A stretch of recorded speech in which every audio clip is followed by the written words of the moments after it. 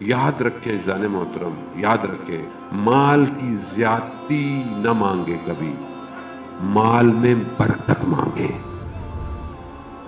ایک دسترخوان پر ایک روٹی بھی ہو نا، لیکن آپ خوش ہو کر اپنے گھر والوں کے ساتھ کھاتے ہو، خدا کا شکر کریں، نہ کہ 10 دسترخوان پہ 10 غذائیں رکھی ہوں اور خوشحالی نہ ہو، کوئی فائدہ نہیں ہے۔ بڑے بڑے خزانے ٹوٹ گئے، کچھ نہیں ہو سکتا۔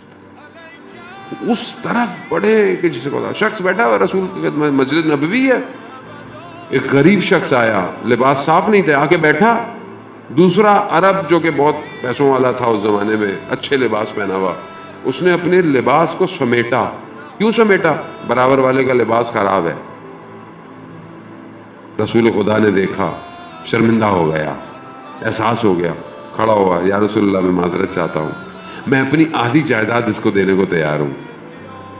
وہ شخص کھڑا ہوا، کہا یا رسول اللہ مجھے نہیں چاہیے۔ کہا کیوں؟ کہا میں نہیں چاہتا کل کو میں بھی اس کی طرح انجام کروں۔ کیوں؟ کیونکہ ایسی چیز نہیں چاہیے جو تجھ سے دور کر دے۔ ایسے مال کا، ایسے نام کا، ایسی چیز کا کیا فائدہ کہ انسان جو ہے وہ دوسری طرف رخ موڑ لے۔ عزیزان محترم، اتنا ہی انسان ہو جتنا انسان شکر کر سکے۔ بہت سارے لوگ ہیں، حساب کتاب کا ٹائم نہیں، سونے کا ٹائم نہیں، آنے کا ٹائم نہیں۔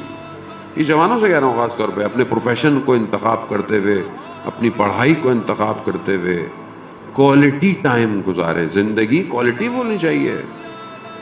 میں بہت سارے ایسے ملکوں میں گیا عزیزان محترم کہ جہاں میں نے دیکھا کہ لوگ کوالٹی ٹائم گزارتے ہیں۔ یعنی کیا؟ یعنی کماتے بھی ہیں اور عبادت بھی اچھی، اور اپنی فیملی کو بھی ٹائم دیتے ہیں۔ ہمارا اصل میں سسٹم بھی گڑبڑ میں، اصل میں ہمارا پورا سسٹم بھی پرابلم میں، ہم کیا کریں آدمی، ہر چیز ہی ہلی ہوئی ہے یہاں پہ تو۔